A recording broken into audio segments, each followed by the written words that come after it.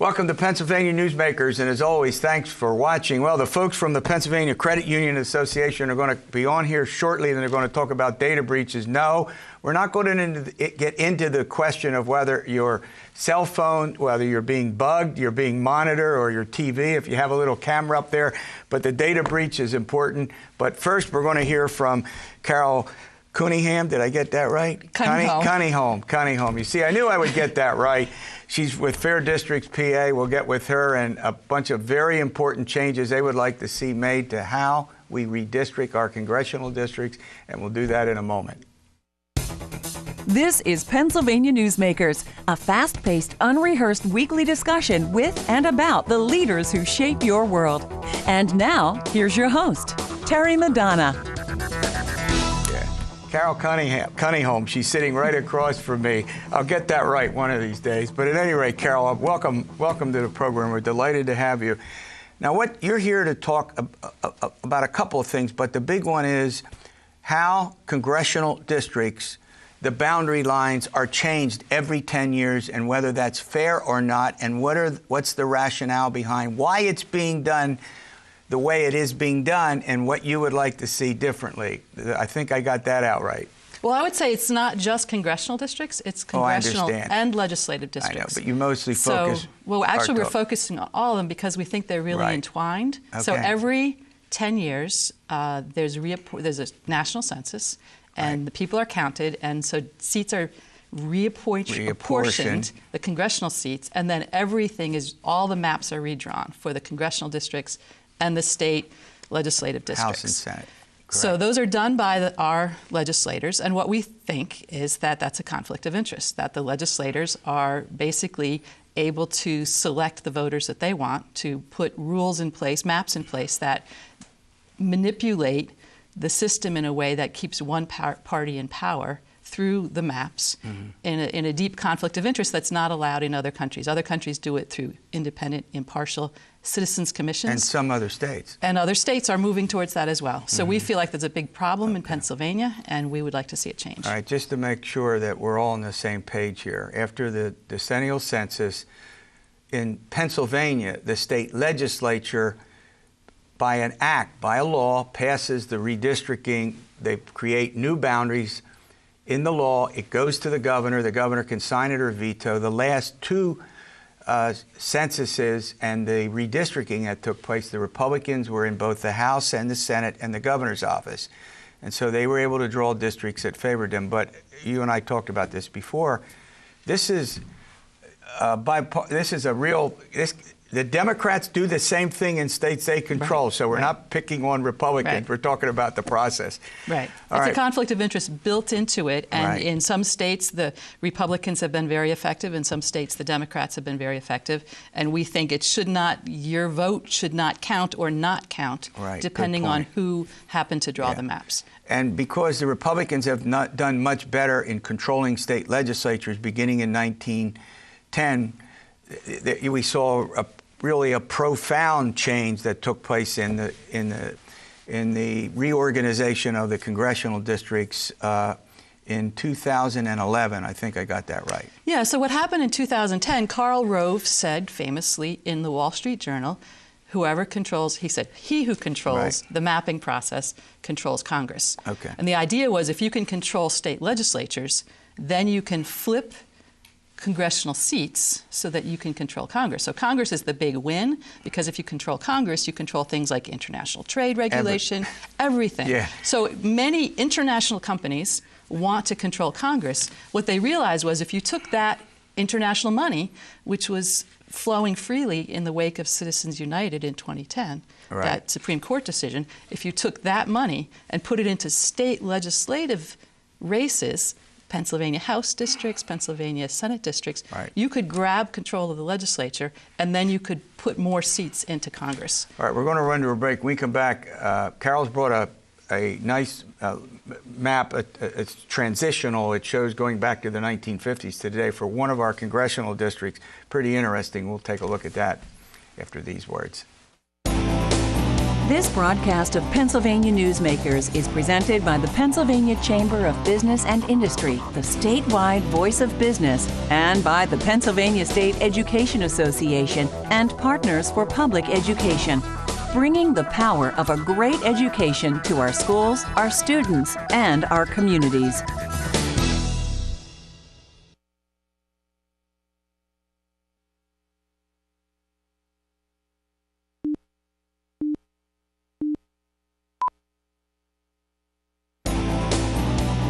This broadcast of Pennsylvania Newsmakers is brought to you by the Pennsylvania Highway Information Association, the go-to source to learn about transportation projects and issues. Please visit pahighwayinfo.org. And by the Pennsylvania Manufacturers Association. Business in Pennsylvania is our business. Carol Kuniholm joins me. I finally got her name right. We were chatting about that at the break. Everybody has trouble with some name, but I'm supposed to get it. At any rate, in this redistricting situation, there are a couple of Pennsylvania districts that really show over time how they've been, let's be honest and use the word gerrymandered. And you've got one here to talk about this. We're going to put it up on the screen. If people walk the folks through that. Sure. So gerrymandering's been around since 1812, but it has become consistently worse. And if you look at the graphic, you can see that in 1952, the districts were fairly compact. They had some odd little squiggles going on, and there are some stories there, but over time, they became more and more strangely shaped. And then in 2011, something bizarre happened. And if you look across the state, you can see all the districts across the state. This kind of thing happened. I used to live in this district, and then it just kind of exploded around me, and now I live in the middle of it, surrounded by District 7, but I am in District 6. There you go. So what happened, several things happened. One is the mapping technologies that have gone from, it used to be they'd stick a thumbtack in a map and draw the lines that way, and then there was technology coming online, but our mapping technology is much more sophisticated. And then there's data mining technology. So put that with the topic and you're going to be. And they can get down to individual precincts. Precinct by precinct. Yeah, that's certainly new. Now, I want to make it clear, we're not picking on the 7th member of Congress, a guy named Pat Meehan. He was not in office. He was not part of it. He ran for the office. He lives down in Delaware County.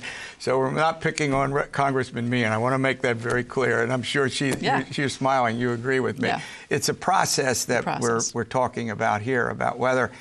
And by the way, there are legal constraints. I mean, the Supreme Court has ruled a number of times on some important aspects of this. So in addition, that is a component that has to be dealt with. And we don't need to get into the complexities of that. But well, Supreme Court has not so far ruled on partisan gerrymandering. Exactly. They have ruled on racial gerrymandering. Exactly. So you mentioned the data. What we didn't have before was the ability to see how people voted or what their education is or what their interests are. And now we have all of that data, down to the block by block level. All right, I've got to ask you this. Yeah. What's this mean? What are you doing to change it? So what we're doing to change it is we are promoting a constitutional amendment in Pennsylvania for an independent, impartial Citizens Redistricting Commission, which would take place, that would have to be enacted through 2 legislative sessions and then go to referendum. But it would take the process out of the hands of the politicians, and really it's party leaders. There's just a handful of people who are doing this. It's 2017. You don't have a lot of time. We have to do it in this session, and then we have to do it in the next session. And a vote of the people. And then there's a referendum. Exactly. Okay. We're going to run to a break. When we come back, I want you can get some self-promotional time and talk about fair districts. Great. We'll be back in a moment. This broadcast of Pennsylvania Newsmakers is brought to you by the Pennsylvania Credit Union Association. Pennsylvania Credit Unions, where people are worth more than money. To find a credit union that is right for you, check out ibelong.org. And by the Energy Association of Pennsylvania, Pennsylvania's energy information source.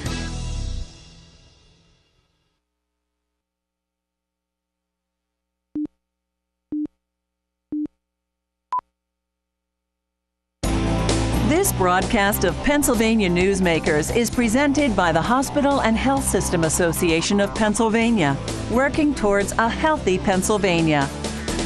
Carol Kuniholm has been joining me. She represents Fair Districts PA. She's actually the chairman of the operation. And what's this organization about? I probably should have done it at the beginning, but this is a good time. Tell us what it's about. So it's a coalition of organizations and individuals who want to see districts drawn fairly. And we are under the umbrella of the League of Women Voters of Pennsylvania. We are lots of volunteers, a completely volunteer-run organization. I'm a volunteer. We have retired professors, we have lawyers, we have lots of tech people who have decided that although they care about other issues, this issue has to be addressed first, because the truth is we can't enact the good changes we think Pennsylvania needs in things like school funding. There are many areas that good policy becomes a pawn in a partisan game, and until we fix redistricting, we can't fix those things. You have a tough job. I mean, this is a state that's been resistant to this, and as you know, Democrats and Republicans often collude. I don't mean this in an illegal way, but they agree on, well, we got this incumbent. A Democrat will say he must be saved, the Republican this incumbent. You know how it's the partisan gerrymander. And fortunately, we have legislators from both parties in both houses who want to see it change, who know that it's wrong, who know that it gets in the way of good policy, and who are willing to put forward bills. So Senate Bill 22, Lisa Boscola and Mario Scavello, senators, are co-sponsoring that. There will be a bill in the House very soon. It will be House Bill 722, introduced by Representative Steve Samuelson. It's coming soon. We are promoting those. Both of those would put in place an impartial citizens commission. Okay. And by the way, when you do a constitutional amendment, the governor does not have to sign it, so you don't have to go to the executive branch. But the people ultimately get to decide that. All right, data breaches, it's coming up, and we'll see if we can explore some other things with that. We'll be back in a moment.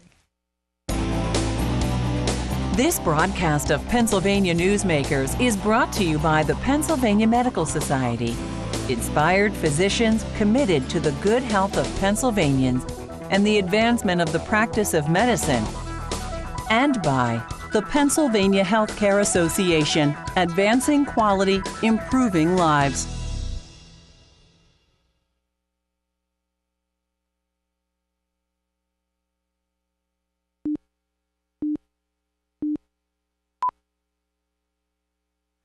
Welcome back to the program. Well, it's Consumer Report, consumer information, part of Pennsylvania Newsmakers. Jim Barbarich joins me. He's the CEO of Members Choice Credit Union. That's located in good old Danville, Pennsylvania. You along a river? Right along the river. I know. Yeah, that's right. Tell everybody what river. Come on. It's the Susquehanna River. We got plenty of rivers, but that divides the state into 1/3 east, 2/3 west. And Patrick Conway, he's a frequent guest. He's the president and CEO of the Pennsylvania Credit Union Association. So, Patrick, let me start with you. 2016, you have called the year of the data breach, right? First of all, what's a data breach? Tell our. Well, a data breach is, is any time that your information is compromised, and data breaches are up 40% in 2016 from 2015.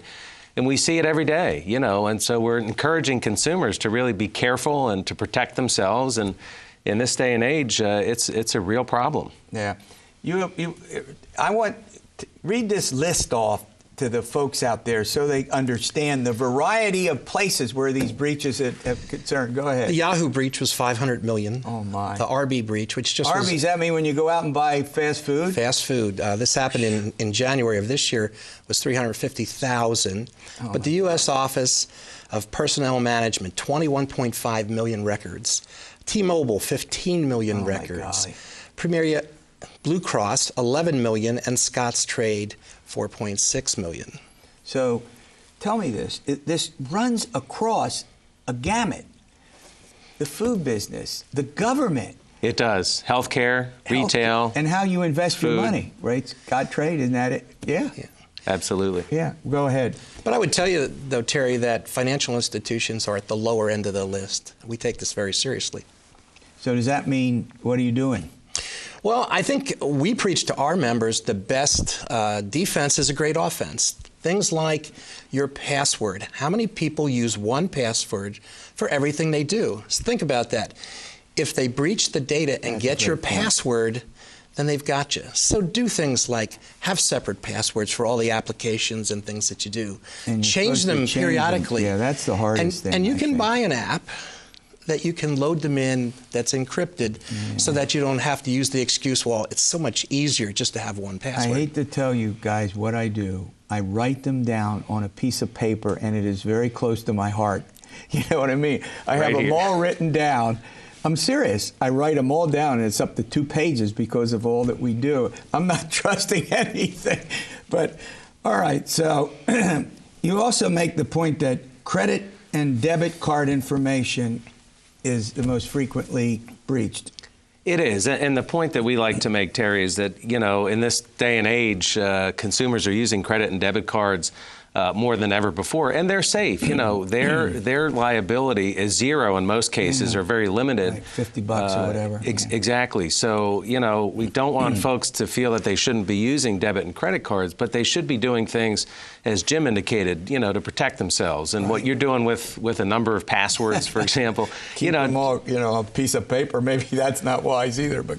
Well, it's good not to use one, you know, and to do things to protect yourself. And, you know, there's resources available. The credit unions have a new identity theft and restoration program that we offer through the association that helps consumers. So there's things like that as well. And the other thing that's important, Jim, is I hang around with a lot of millennials, young people for virtually my whole life. It's hard to find young people that carry cash.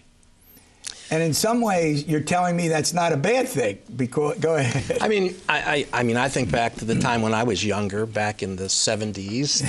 You know, 15% of the transactions were done with plastic. Yeah. Today, it's 60%. And clearly, you know, moving into the future, it will continue to grow.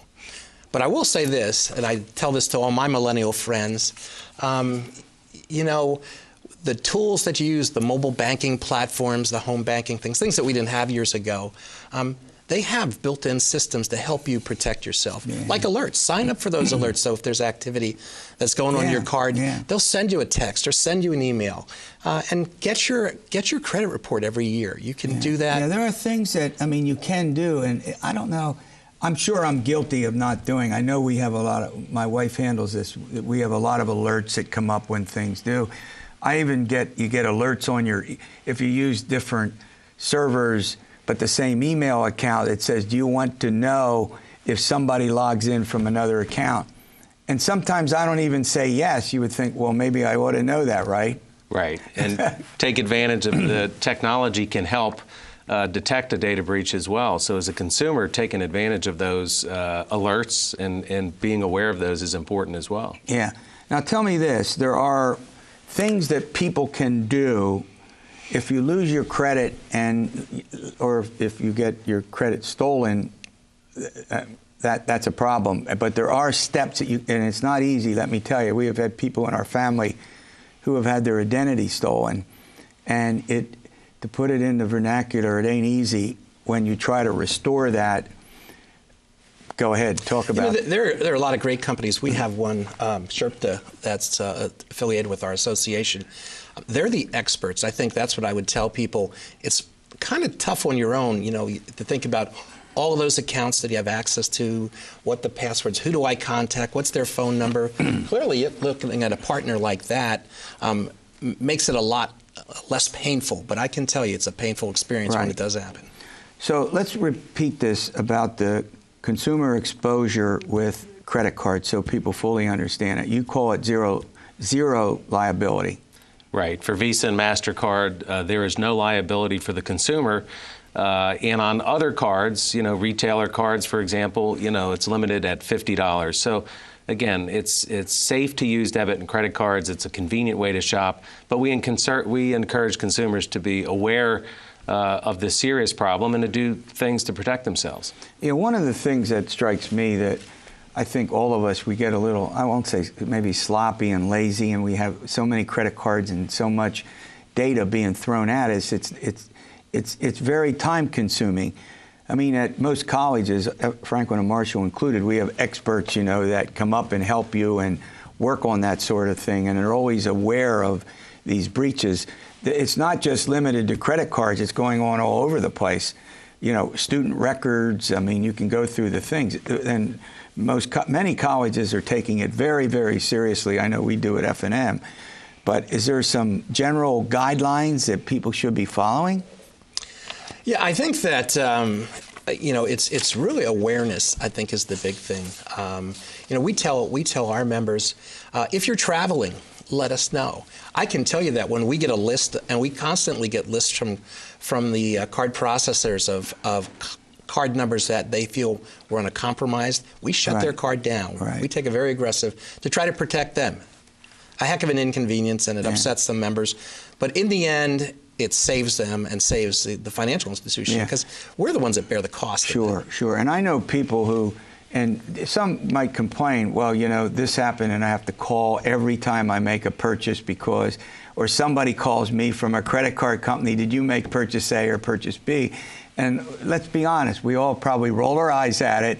And then, but when we sit down and think about how important getting a handle on this is, to sit down and go through, here are my email, here are my accounts, here are my passwords, here's my bank, my credit, my credit union association, or here's my go through the whole list of things. And I think we all take this far too much for granted. Sure. Well, Terry, there was 1 billion. And you get customers all the time. I'm sure you're helping, right? Absolutely. There's been 1 billion. Last year there were 1 billion transactions that were processed. Oh my God. With $300 billion in commerce. So it's huge. Yeah. And again, before we let you go, this goes on in any industry. It does. I mean, it's in the retail sector. Healthcare really leads the way. Think about, your medical records and the number of doctors' offices that they're housed in. It's everywhere, and so being smart about it as a consumer is going to be important. And if your identity is stolen, restoring it and getting the proper help is important too. Normally, if you have a problem, you get 1 year, but we encourage consumers to go out and get that expertise for the rest of their lifetime, really. Well, before I let you go, why is this credit report that important at the end of the year? Well, what happens a lot of times when people steal your identity is, they're doing it for a profit motive, obviously. Yeah. And so what they'll do is they'll go to another area and open up a credit card in your name, and then use buy some goods or some things, and ultimately the bill shows up at your place, and then they're gone. Yeah. The best thing you can do is contest it. But truly, they've committed the crime, and they're gone. And you should be checking your credit score routinely. Absolutely. Is that a big way to tell if? Absolutely, at least once a year. In the free credit reports, they don't give you your score, but they will give you the vendor activity. Okay. So, and I think that's truly. And that's a combination of both. The credit score, as I understand it, helps you if you're applying, if you want to get a loan from somewhere, the rates can be differential based on your credit score. Correct. Yes. All right. Well, I want to thank you. This, I think, is extraordinarily helpful in folks understanding. Again, we did not get into whether folks are watching you on the TV or on your phone, mobile phones or whatever. All right. We'll see you next week for another edition of Pennsylvania Newsmakers. And as always, stay well.